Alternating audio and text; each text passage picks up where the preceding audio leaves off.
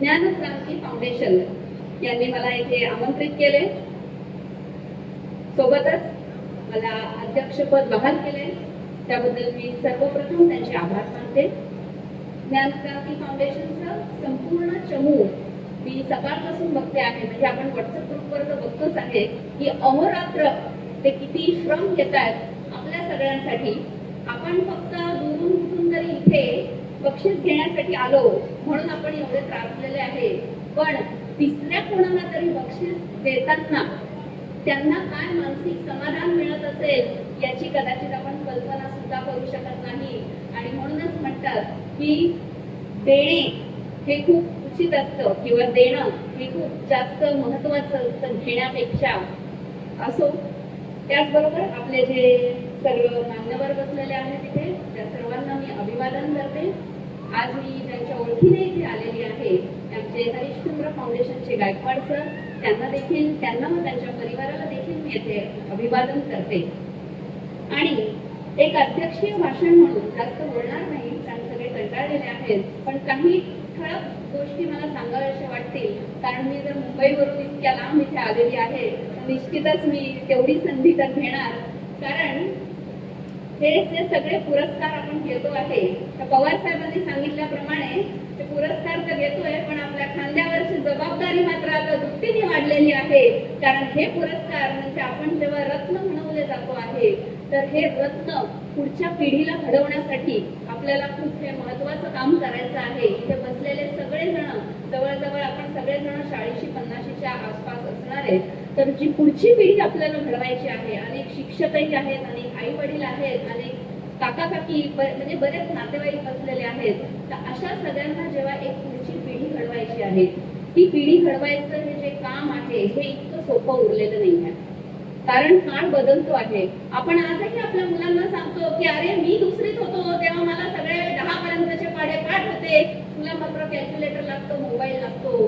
पण काळानुसार आपल्याला बदलावं लागेल कारण आपण तेव्हा पाटी पेन्सिलवर लिहित होतो आणि आजची मुलं टॅब वापरतात आणि टॅबवरती पेनाने लिहित असतात. त्यामुळे एक छोटंसं उदाहरण आहे. सगळ्यांना माहिती असेल की जुन्या काळामध्ये लाईफबॉय साबण असायचा, बरोबर?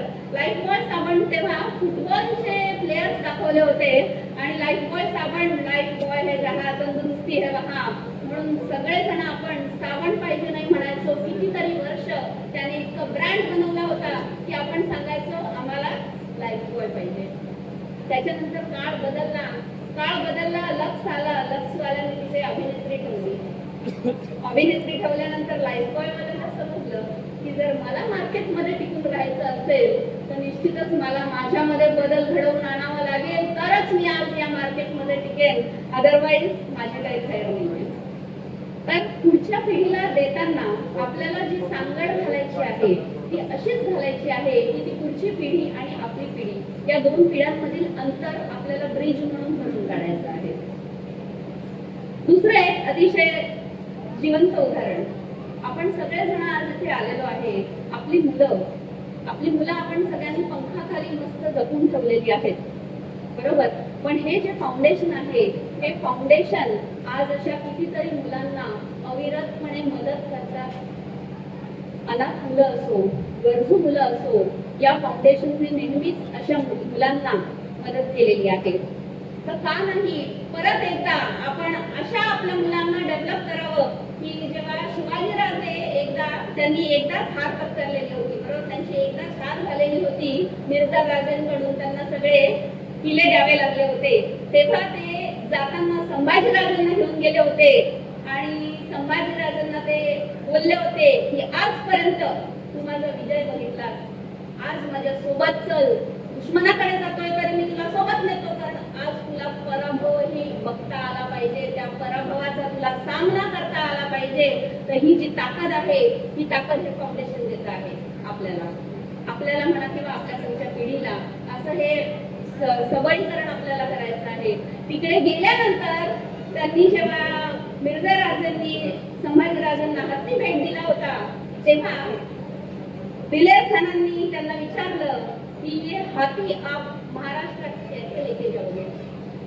आणि त्याच्यावरती संभाजीराजांनी दिलेलं कडक उत्तर होतं, ये तो फिर भी हाथी है, हम इसे खींच के लेके जाएंगे.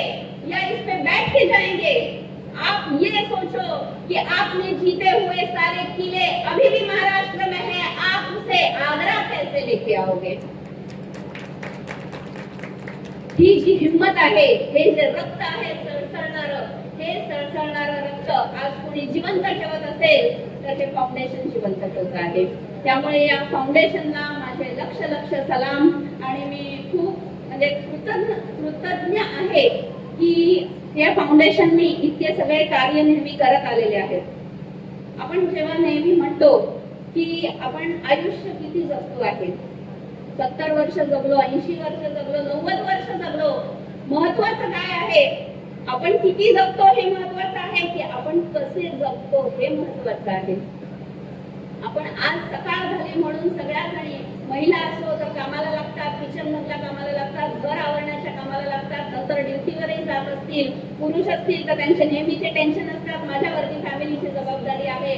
पण हे सगळं सोडून हे जे फाउंडेशन विचार करत आहे, ही विचार करण्याची ताकद आपल्यामध्ये उपजत नाही होऊ शकत का? हा माझा प्रश्न आहे. मगाशी प्रस्तावनेमध्ये सरांनी सांगितलं होतं एक चिमणी पाणी घेऊन आग विझवायचा प्रयत्न करते. It is always sed that an ocean of blessings is achieved by a single thankful act. एक छोटीशी ऍक्ट करा, खारीचा वाटा असू द्या, पण सगळेजण मिळून आपण हा खारीचा वाटा जेव्हा करू तेव्हा कुठेतरी आपला हा समाज नक्कीच पुढे जाऊ शकतो. कारण हे जे काम होत आहे हे निश्चितच या समाजाला पुढे नेण्यासाठीच होत आहे. आणि एक शेवटचा मुद्दा की आपण सगळेजण इथे जे उपस्थित आहोत, आज वेगवेगळ्या महाराष्ट्राकडून लोक आलेली आहेत. सुधीर फडकेच्या अतिशय सुंदर 4 ओळी आहेत, सगळ्यांना माहिती पण असतील कदाचित. घर असावे घरासारखे, नकोत नुसत्या भिंती, तिथे असावा प्रेम जिव्हाळा, नकोत नुसत्या नाती. शब्द असावे, अर्थ असावा, नको नुसती वाणी, आणि अश्रूतूनही प्रीत झिरपावी, नकोच नुसते पाणी. तर अशा या प्रेम भावनेने आज आपण सगळेजण इथे जमलेलो आहे. आपल्यामध्ये आपले माननीय आमदार सर देखील इथे उपस्थित होते, वेळ काढून आलेले होते, त्यांचे देखील आभार मानते मी. आणि त्याचबरोबर पुनश्च एकदा या फाउंडेशनचे आभार मानते, शेख साहेबांचे आभार मानते आणि माझे अध्यक्षीय भाषण संपवते. धन्यवाद.